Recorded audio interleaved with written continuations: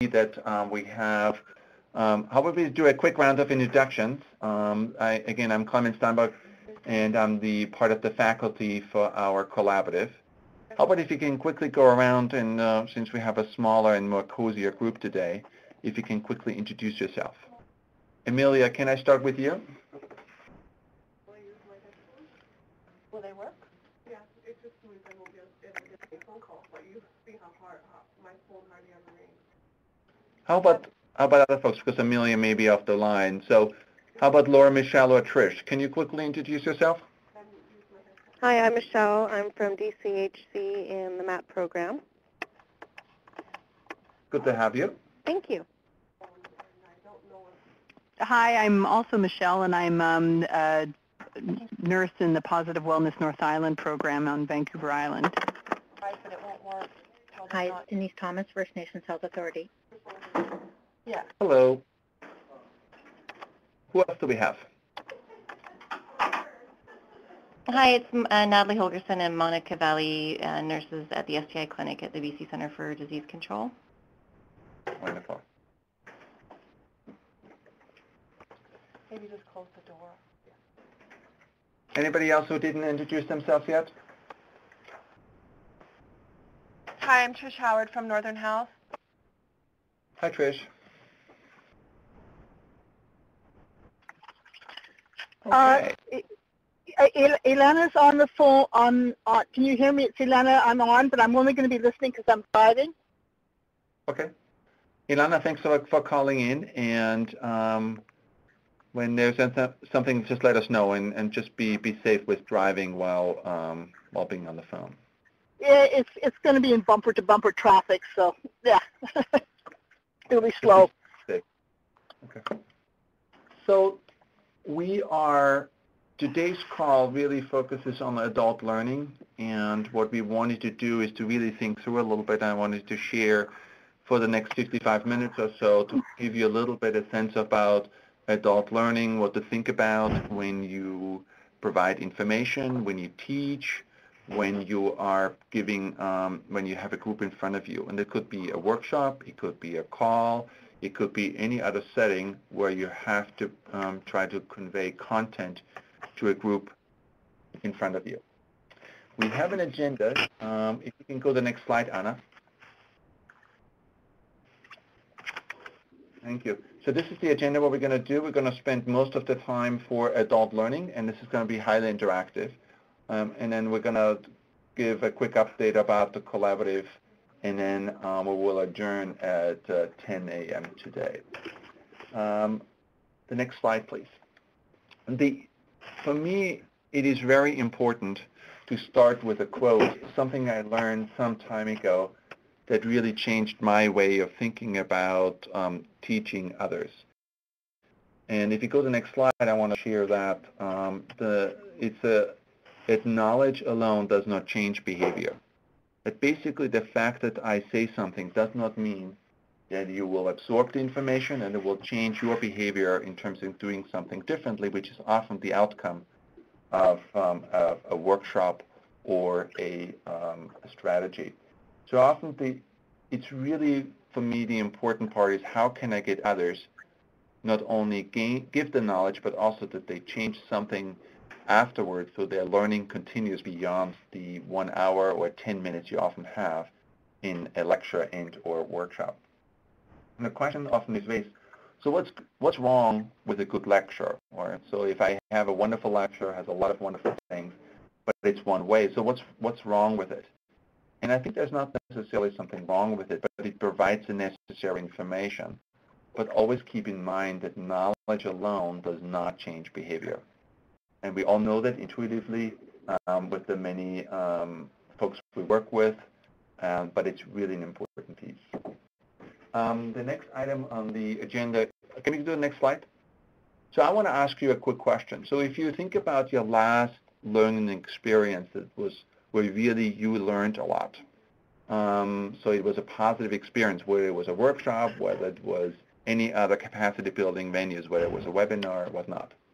Why did the experience was positive for you? And maybe we can just share a little bit, and if you can just quickly introduce your name and then quickly share your thoughts.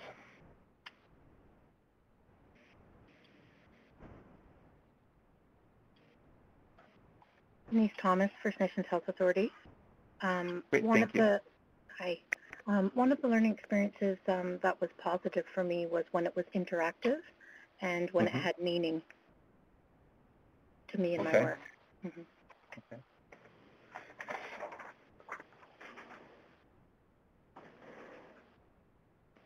So I heard that the meaningfulness, the applicability for your work environment, and it was also interactive. What kind of interactivity was used when you felt kept you engaged? We did small group work. So there we had small little groups of 3 from 3 different organizations, and we did scenarios. Okay, great. Anybody else who wants to share a positive learning experience and share a little bit why it was positive?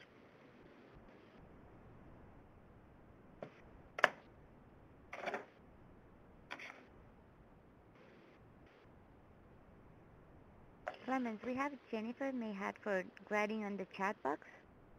Okay. Oh, wonderful. Thanks for pointing that out to me. Oh, wonderful. So we heard the immediate application to current projects. Since we have a small number, if your system allows and you can dial in, it would be better to speak up because I have a lot of questions and we're going to do a lot of interactivity here. But I think so the immediate application to current projects, so you can apply it to the things that you're doing in your work environment. Anybody else?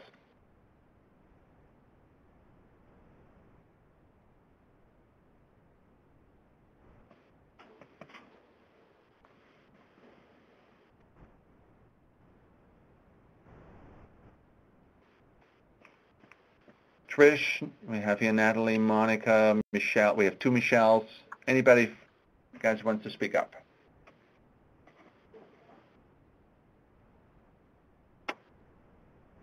Clemens, this is Trish. I was going to say, I guess what's important for me is what you're doing right now is creating that space for that dialogue. But the other part that I really enjoyed, I went to a training last summer, and it was like a graphic facilitations workshop. So basically they were teaching us how to engage the entire group that you're with visual learning so that we could do it at all sorts of different levels. And then what I liked about that was that they were able to just teach us like the very basic, simplified ways to capture what people are saying visually, and I find that quite relevant in a lot of the work that I do now. Okay. We're going to talk later on, Trish, about visual learners, and it would be great when we talk about that. Maybe you can share some of the lessons learned from that workshop. Sure. That would be great. How about we have time for one more who want to speak up a little bit why your workshop experience was positive and why?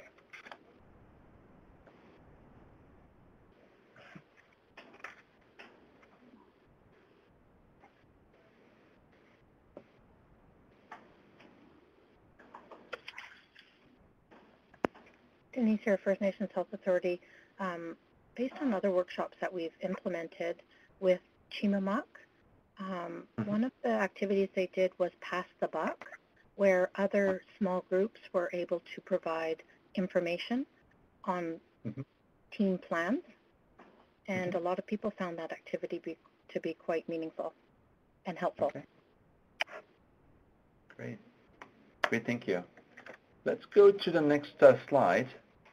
I think I can invent it now myself. So I have a question for you. So what do you think subject matter experts typically are? Do you think they're consciously competent, consciously incompetent, unconsciously incompetent, or unconsciously competent? What do you think one of the 4 options? Subject matters typically are. What do you think?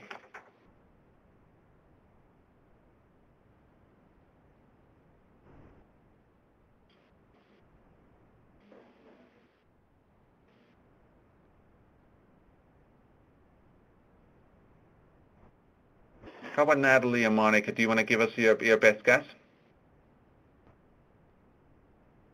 I think consciously competent. That's my best guess. Did you say consciously or unconsciously? Consciously competent. Okay, okay. Now, when we go to the next slide, I think many folks probably would say that there is a certain spiral of knowledge, and often it is something. Let's first of all figure out what the differences are between them, and this is something we all know, that if you're unconsciously incompetent, you don't know what you don't know. And that often happens that people don't even have the language to ask even a question because they're so unaware of what this topic is all about. And then when you, in the next layer up is you know what you don't know. So suddenly you realize what the problem is. You figure out the language to realize how to articulate what you don't know. You become competent. You're becoming more and more subject matter. But often the true subject matter expert is unconsciously competent. They don't know how well they're doing. And so in a setting often, and this happens all the time, is when you match up a student who often is unconsciously incompetent, you don't know what you don't know, with somebody who has been teaching this topic for a long time, and they become unconsciously competent. A very simple example where you know right away about this is that when you have somebody talking about using a lot of acronyms, they're using all the lingo that's part of a work environment. You assume by using all the acronyms that everybody else, whether it's QI, QM, all the HIV terminology and beyond, that you assume everybody knows it, and you're immediately creating this barrier in learning. And it's something sometimes really, really hard for folks to realize about when you are an content expert and you want to transfer as much knowledge as possible given the hour, that you often assume that many of your learners should know something already, but in fact most of them don't. And so you always have to be much aware about what you say and how you say it, because most likely as a subject matter expert, you're unconsciously competent. I have a next question for you. Here are 5 options, and the question reads, for those who are not online, is that research suggests people learn best when there's a lot of detailed content, they're shown how things are done, to see what's in it for the organization, they get to try things for themselves, or they are told how things work. B. B is boy. Do you want to tell a little bit why you think it's B? Well, I actually am making an assumption now. Let's hope that I'm not assuming. But I said they are shown how things are done, which means that they are actively engaged and involved. Mm-hmm, mm-hmm. So what I also see in the chat room that the answer D was suggested. What do you think is the difference between B and D?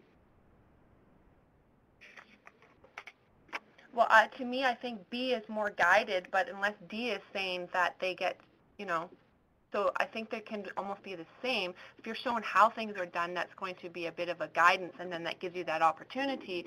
But they just get to try things for themselves. I still think they should have a little guidance. But okay. I know from research that learning occurs more often if the participants can actually try things out for themselves. And that's part of the difference often between adult learners and when we learned when we're in school. And those are 2 separate things. Our brain changes over time and we learn differently. As an adult, we learn things because we put our hands to it. I can try it out. I can actually test the new iPad, click it and see what happens. I can try out a new EMR. Not I'm shown how to enter information in the new data system and spreadsheet, but I actually do it for myself. And it's a really important part. That's why when we heard earlier about interactivity and the suggestion was made that there were small group exercises and scenarios. Scenarios are an example where you can try out for yourself, or because you provide an example and you think it through your own lens and try to come up with the right answer by trying it out. I also learned in workshops, one I do, for instance, is about how to write a mission statement. And when you show things to folks what a good mission statement looks like, everybody immediately agrees with you. But when you actually give it to them and say, here is a short description of a company, come up with your own mission statement, they suddenly realize all the nuances, how hard it is to actually do. So you learn best when you actually try things.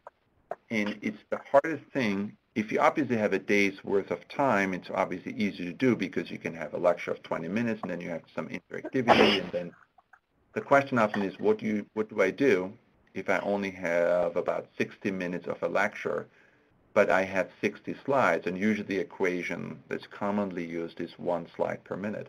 So basically, if I have 60 slides going in, I don't have time for folks to think it through and have dialogue and exchange and try things out for themselves.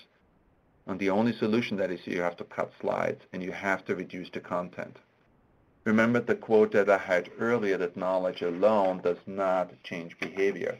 So it's really the interactivity and the opportunity to try it out that will make a difference.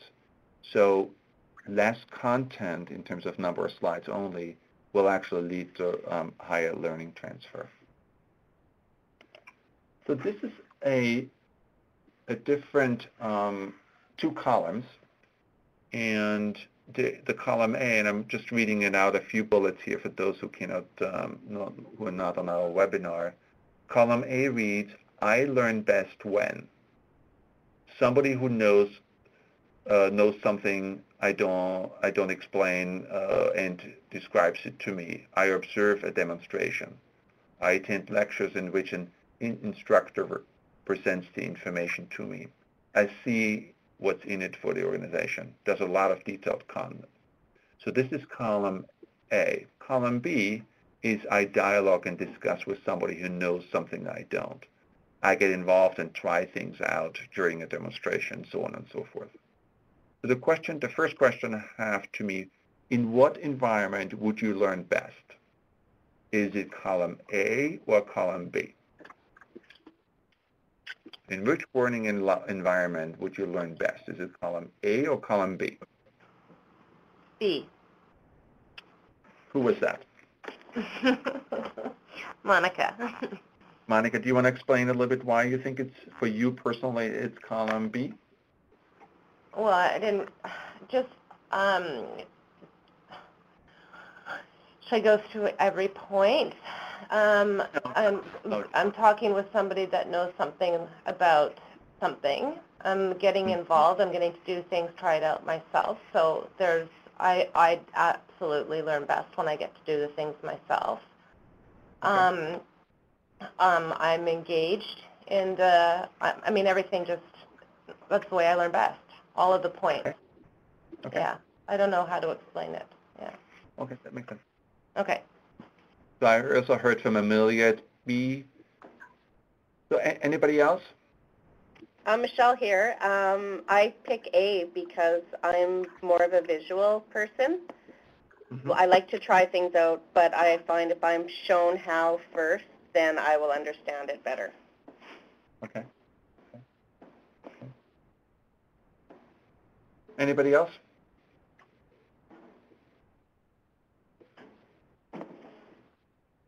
So I saw here that also there's some other folks typing in the chat room. But my experience is presenting the column A and column B, the vast majority believes that column B facilitates their own personal learning. And because it is interactive, it engages them on some level. And just want to be sure it's not one column is better than the other, but I think there's more engagement in column B. I have a next question for you about column A and column B, which is not how you prefer to be taught. The question is, the last time that you had to present, did you present or a training, did you try to use column A or column B as your preferred teaching style? So you were not the recipient of training, but you actually were in charge of the training. Was it column A or column B was your teaching style?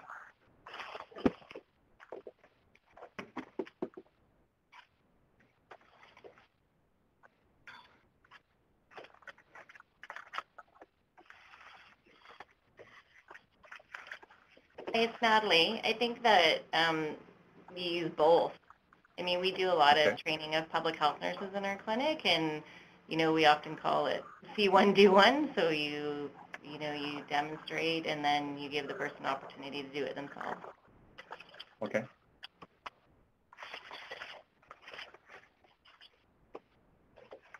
Anybody else? So what is your current teaching style? Is it more representing column A or more column B? So we heard in the chat room that column A. Hi, it's Michelle again. When I'm training someone, I generally just show them how to do it, and eventually then it'll be to be when they're more familiar with it or when they've seen me do it a couple times. But again, learning for me and teaching is best done when observed. Okay. It's very intriguing to me that when you, and I've done this many times over, that when you ask people how they want to learn, they most likely choose column B. But when you ask them how they teach others, they usually go back to column A. And there seems to be a very apparent discrepancy about how I want to learn, but how I am currently teaching. And it maybe has something to do about when we were in school way back when, that this was the learning style that was used. It was basically the academic way of a teacher stands in front of the classroom and provides knowledge. And I think for us, the hard part is to overcome that discrepancy between those two columns and really think about that if I can learn better as column B, then I would be also, that I should try to figure out ways how to do this with more teach like column B. One comment in the chat room was made that column B is difficult to do with larger groups in a formalized setting. And that's certainly true, but I learned that even if you have a very formal setting, you have 1 hour, you have 200 people in the room, it's like with the microphones and whatnot, you still need to figure out how to engage them on column B.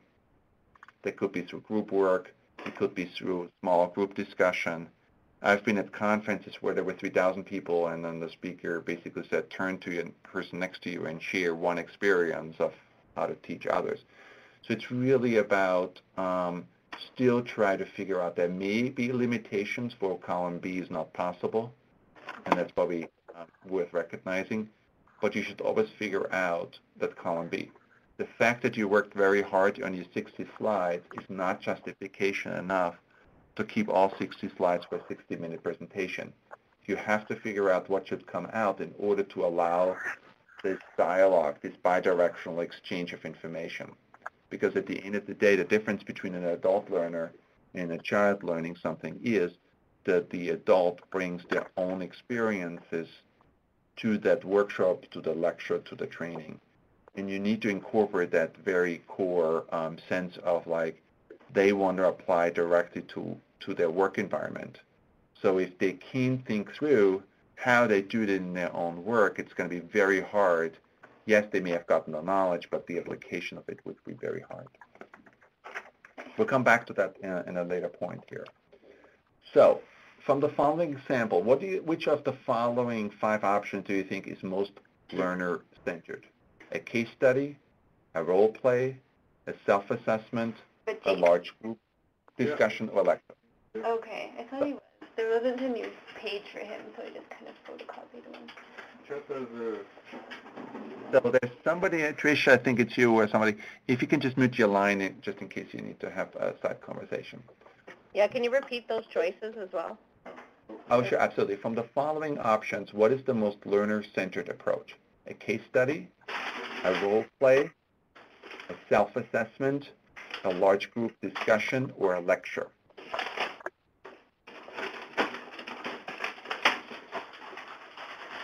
So we hear case study was by 2, by Laura. JMH, what's the first name that I think, Anna, you may have said this. What's the first name for JMH? Jennifer. Okay. So Jen, thanks so much. So I heard most of you think it's A. So when I go to the next slide, there's a table presented that basically shows different from a more trainer-centered approach, which obviously lecture would be, which is basically a one-directional way of exchanging, versus being more learner-centered. And on that chart, it says that self-assessment and role play and case study are the highest, more learner-centered. And the reason why self-assessment, I think, was listed here is because it involves the application of the content to be applied to the individual and their organization, where role play often is more of a hypothetical example. Self-assessment is the highest, most learner-centered approach. It's really important that often when you start out as a teacher, that you start out more on the trainer-centered approach. And once you become a bit more familiar and more self-assured about your teaching style, you will go towards the learner-centered approach. And often I know that whenever I work on a new topic that I'm exploring and I give a lecture, when I do the same presentation over and over again, I usually take out a lot of different content, because I do know that it's more important not just to spend all the time on the wonderful slides I worked on, but more so to allow time for case studies, scenarios, interactive and group sharing and group exercises. The question came up from Jennifer about, can you give an example of how we would do a self-assessment? A self-assessment, for instance, there are a couple of ways you can do that. One would be you can, for quality improvement, for instance, you can certain domains that you want to as a self-assessment. So you can give the domain, on a scale from 1 to 5, how familiar are you with PDSA? Have you tried a PDSA? How to teach others a PDSA? And then you try to figure out. So I can think about how this term or this content piece fits into how I know about it, but also how it fits within my organization. So it could be a self-assessment in terms of capacity functions, my knowledge. It could be something about if you try to come up with a scenario that's based on an organizational variables and try to come up with an assessment of their own organization. So for instance, we have a organizational assessment that allows us to assess their quality program. And often what I do is, rather than tell them what I think their score is, I ask them to complete it themselves. And then once they have done it, I come back and do it together with them once again. But the first part is really important as part of self-assessment. I have another question for you. So this is about, we tend to remember, and there are 5 options. It's 30% of what we hear, 50% what we read, 20% of what we say, 90% of what we say and do, or none of these are correct. What do you think? A, B, C, D, and E.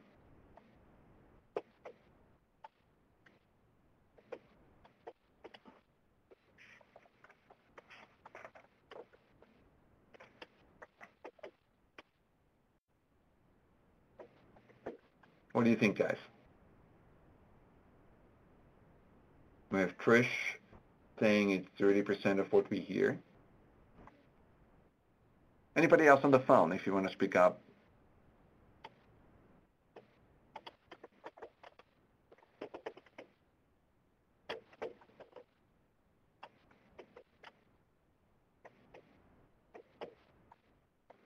Jen was saying that if you could give any, I guess if do is experience with thought, I would go with D. So let's look at the table that actually really changed my way of thinking about a workshop or a lecture. The quality, unfortunately, isn't very good on this picture. I just realize it now. But there are different understandings about what we remember.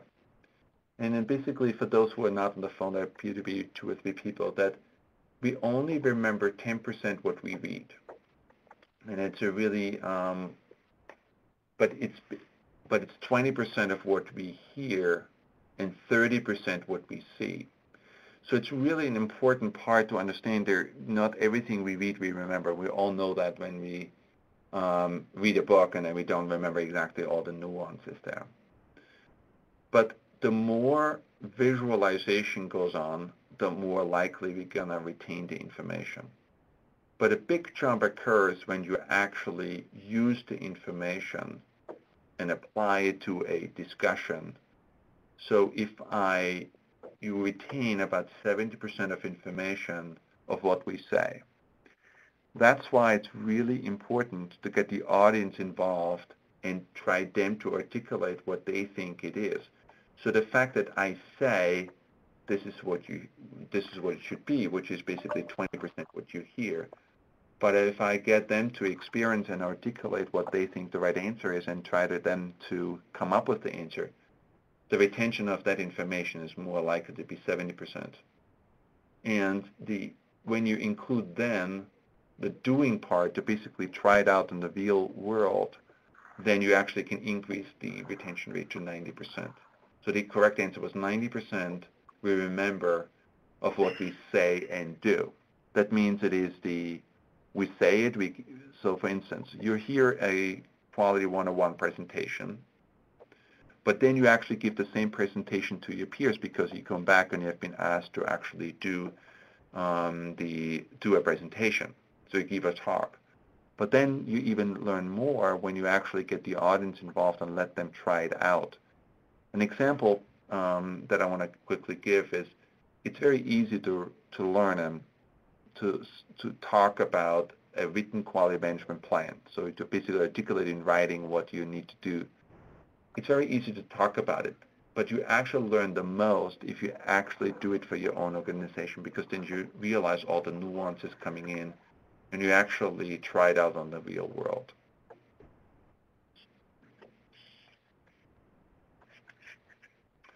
So, Laura, I saw your note that says, I think reading is the most reliable medium to provide accurate information. Do you want to elaborate a little bit?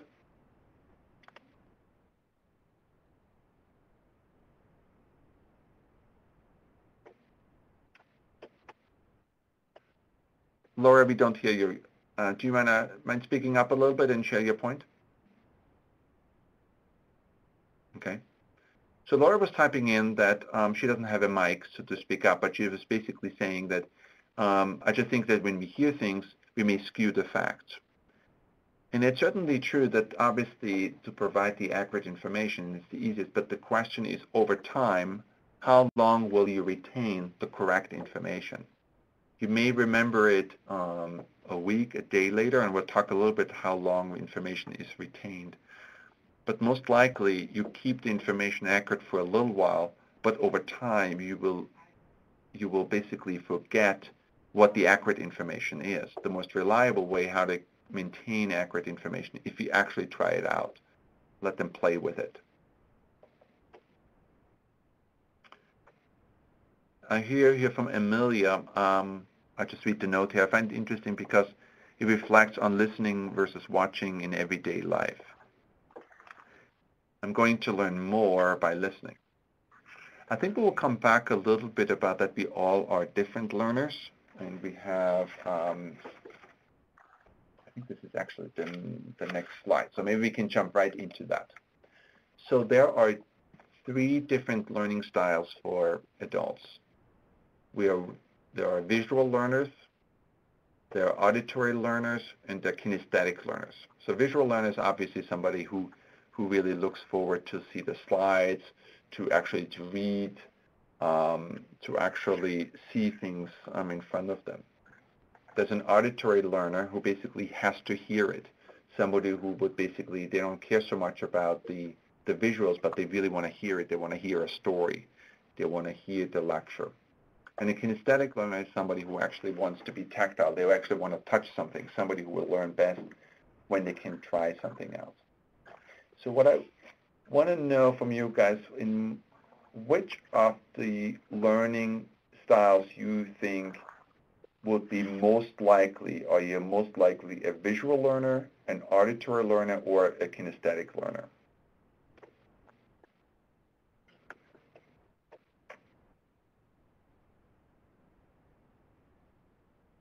Do you want to either type it in or speak up? Is there a possibility for two? Because my opinion is visual, to see it first, and then to try it out in the kinesthetic one.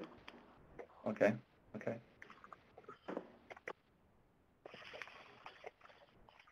I will just wait 1 second. I want to give folks an opportunity to type in. So I hear here, we have a visual learner, we have an auditory learner, we have a visual and kinesthetic. For me, that was Laura. It's very interesting to me that the reason why I think it's important, before we can turn it over to Trish to hear a little bit more about what she learned from her workshop, is that often we feel comfortable as being one learner, a visual learner, an auditory learner, or a kinesthetic learner. But when we are comfortable, so if I'm a visual learner, I will use my time to put all my effort into the slides. I will use nice pictures, I get all the fonts right, I will get all the other things wonderfully right. But that would be wonderful if you only have visual learners in the audience, but most likely you always have different learners in the group. So if you spend all your time on the slides, you most likely miss those who want to hear a good story, where you share the experience through a different lens, through different audios. And if you're if you're a visual teacher, but you have kinesthetic learners, then you have a mismatch. I want to give you one quick example before Trish can share a little bit more. Is that I was once, in my first workshop I gave on this topic, I had one student, and she was sitting in the first row, but she actually was not facing the stage, but she was facing the opposite. She was facing backwards. So for the whole day, she was sitting there taking notes, but never looked at me or looked at the stage where we had a couple of presenters. And at the end of the day, when we had a debrief, we really wanted to know and wanted to get a good sense about if everything is okay with her. So I walked up to her and said, so is everything okay with you and whatnot? And she said that she really learns best when she hears everything and she can write it down. But she gets distracted by the visuals, by the slides and by movement and whatnot. And it just re-emphasizes that we all learn differently. And as a teacher, you have to be sure that you teach to all three learning styles. Even if you are becoming very comfortable with one learning style, you have to incorporate all three learning styles. And you have to stretch your own teaching muscle here to really explore all the different learning styles, because most likely in any audience you will have all three learning styles represented. So Trish, do you want to share a little bit about what you learned about visual learning in your workshop you mentioned earlier? Sure. I guess it kind of even falls in line with everything that you've been saying, especially with learning from all the three learning styles. You have to kind of incorporate that. So even while we're doing the visual capacity of that, she was teaching us, how to use like symbols and icons and different things to capture the visual learners, but we also had to put in stuff that, to still use some text and to still, try to incorporate that way. But I think that the biggest thing is that you always have to recognize that there are the three different learning styles, and how can you come out of your own comfort zone a little bit to engage the other people that are a different learning style than yourself. And then I guess that the biggest thing that I always seem to struggle with is that when you're trying to incorporate the different styles is that I guess the pregnant pause or whatever, that uncomfortableness, and how do you overcome that as you're trying to, touch everybody's different learning styles.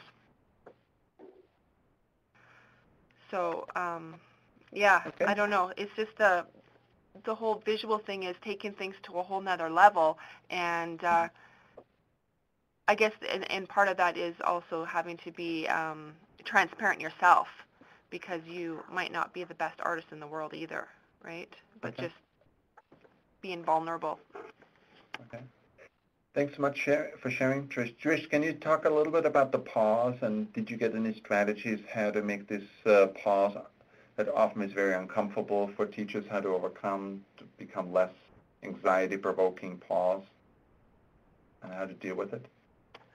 I think for me, I almost address it and say, you know what, I'm okay with waiting, because I understand that not everybody is going to speak up right away, or, you know, just kind of creating a safe space for that. And maybe even you can almost read people's faces and see that there might be somebody that is interested in wanting to contribute. I guess if you're in a face-to-face, hopefully you are, but sometimes we're not. But if you could just make that available to them and kind of prompt them, I guess. Okay. Okay. Anybody else who wants to speak up? Because for me, probably that is the, other than the knowledge does not change behavior, and is for me one, hopefully you walk away with. And the second one is that we are comfortable with one learning style, but we have to teach all three learning styles. So anybody else who wants to share a little bit about this slide, what they learned, or any other personal experience?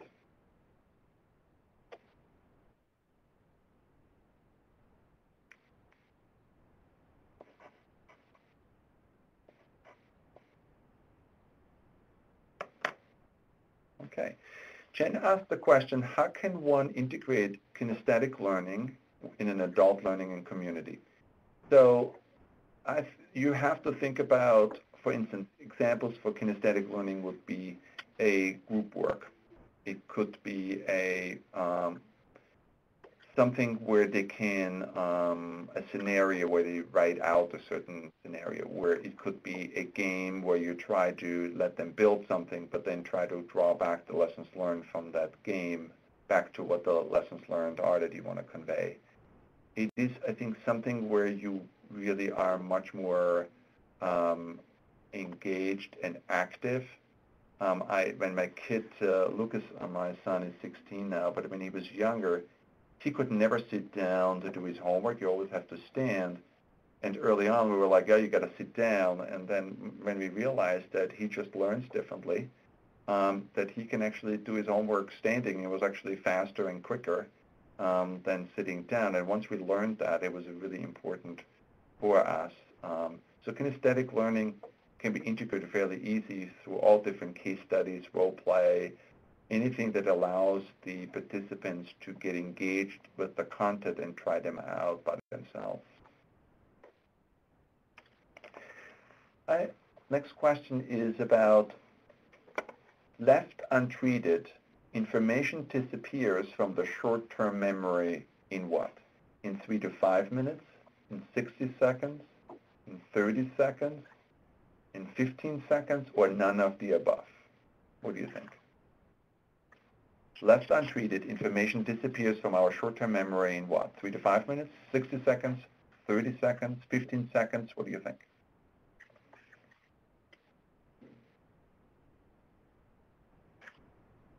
We hear some answers. So if Jen thinks it's 30 seconds, we have 60 seconds. We have.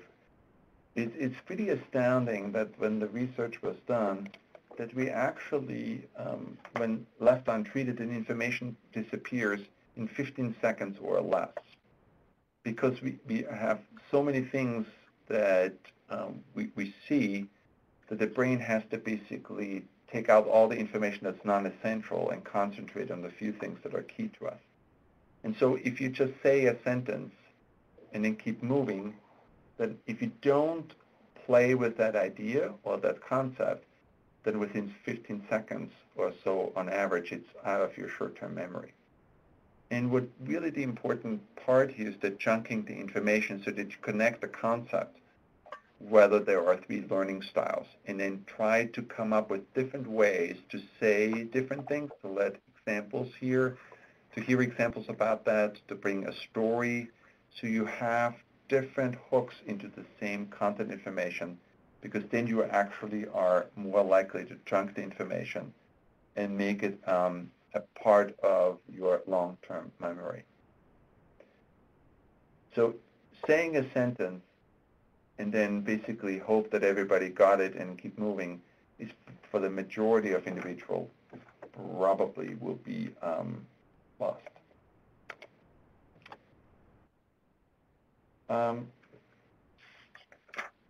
I think this is the last question I have for you. Learning is defined as what?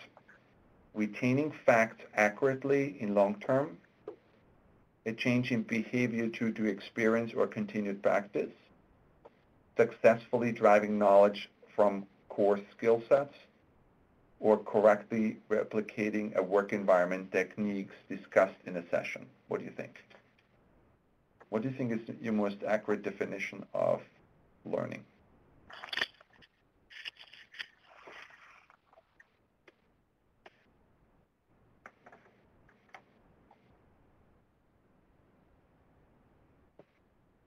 We have two options of C. I don't know, Laura or Jen, do you want to, I'm not sure that you, I think some of you may not be on the mics, but not an ability to actually speak up. It would be great to hear why you think it's C. Maybe you want to type this into the chat room.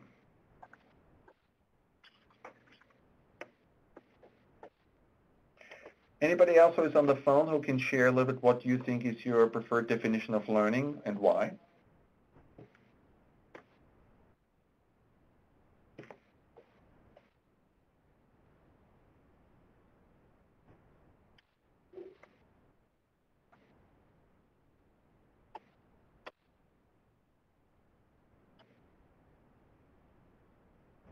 I hear here in the chat room, I see I like C over B because I feel practice may imply I do it because I'm told to do it rather than analyzing my own actions. Building upon what I already know. It's gaining knowledge and from previously established skills and information. Okay. I read this wonderful book many moons ago that was Telling and Training.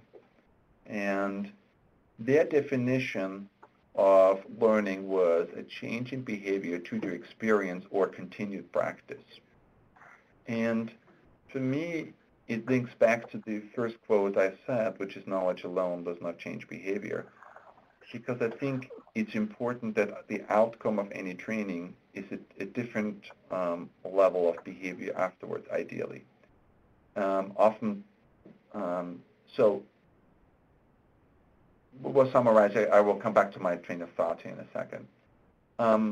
Learning is an adaptation to the environment that we all have. I mean, obviously, some of the key points to make is that humans have a huge capacity for learning. And I think particularly that the ability to learn really varies by individuals. We all learn differently, and we have a different speed of learning.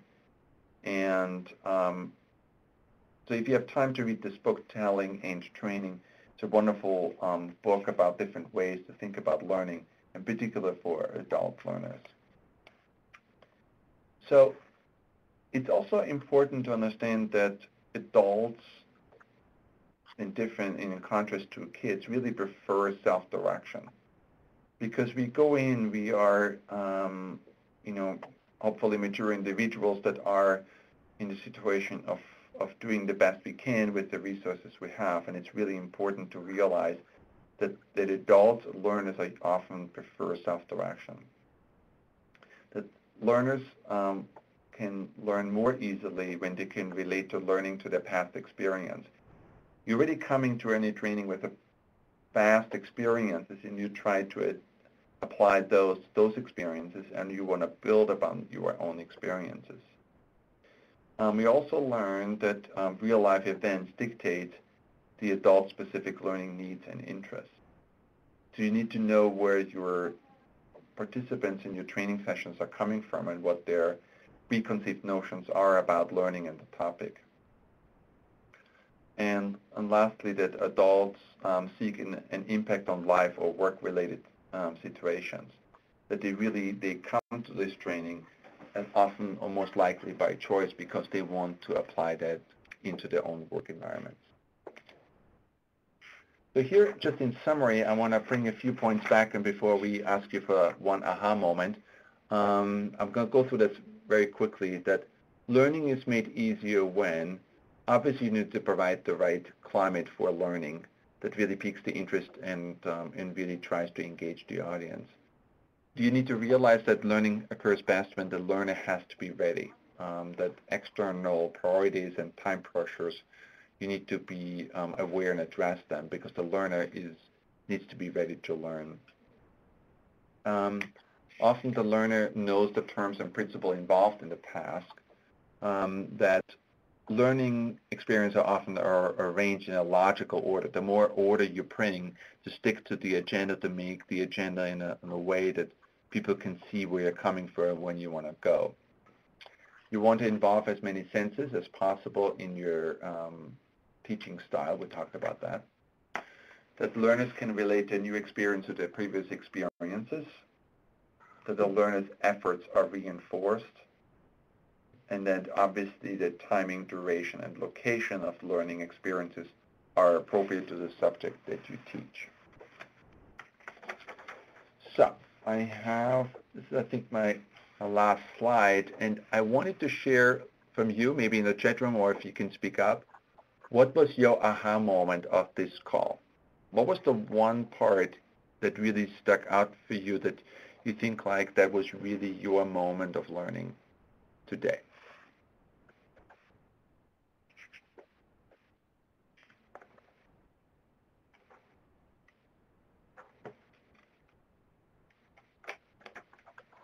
This is Ilana. I'm parked and I'm going to have to get off the call in a couple minutes because I have to go into my next meeting. But in listening, and Anna provided, I've been able to sit for the last 2 minutes and see the visuals. For me, seeing the whole sort of the entire learning process, the arrow. But my aha moment on all of it is that learning is one thing, but then there's the other piece of it is how do we then take learning and to making behavior change. And so my aha is we need to do the same kind of have the same kind of structured learning experience, but looking at it through the eyes of behavior change. Thank you. Anybody else?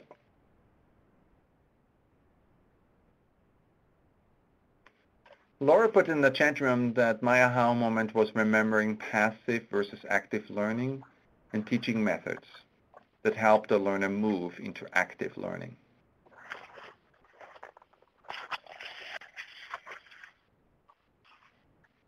Trish or Michelle's, we have two, Natalie, Monica, Laura, anybody else? I don't know, it's Natalie. I don't know if it's an aha moment, but I was just sort of struck by your slide where you had column A and column B, and you referred to most people, when they learn, gravitate towards that column B, but when they teach, they gravitate towards column A.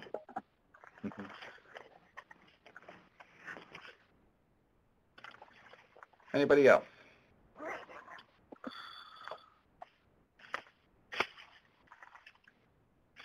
Jen was saying in the chat room that the need to be innovative in incorporating kinesthetic learning and the amount of investment there is in teaching and knowledge translation.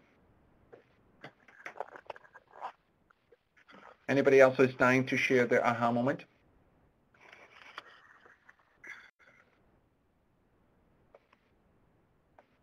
Okay, so I hope that I gave you some sense about adult learning. And even in a webinar, even if we're trying to have some form of interaction, so I hope that it gives you some food for thought, and I hope that the key messages for you in terms of the aha moments are the ones, and I hope that when the next time you stand in front of a group or you're designing a training or even designing a quick speech to a group about teaching them about something new and different, that hopefully you can remember some of the key lessons that we went through today and make one change to your presentation that will engage your participants in a slightly different way. Here's my email address. I will put them also in the chat room in a second. And I would encourage you to, you can always send me an email or send an email to Anna and she will forward it to me, that you can always ask me any other questions about other references, books, and whatnot. I'm more than happy to share that with you. I think it's a really important part of the learning experience that we want to stretch our teaching muscle there. We also want to give you, for the last remaining minute, a quick update on the collaborative. I'm going to switch gears now. Is that in December, the reporting deadlines passed. I think we are still accepting any kind of submissions you have. I wanted to thank our participants in the focus groups that we've had over the last week and a half or so. Thanks so much. The next reporting deadline coming up is on January the 9th. A reminder about on January 13th, we'll have a teleconference. That's our next one. And you may have heard this already, and you probably registered already, but our next and last learning session will be on January 28th in Vancouver. And I hope I can see you there in person. Any last comments before we adjourn?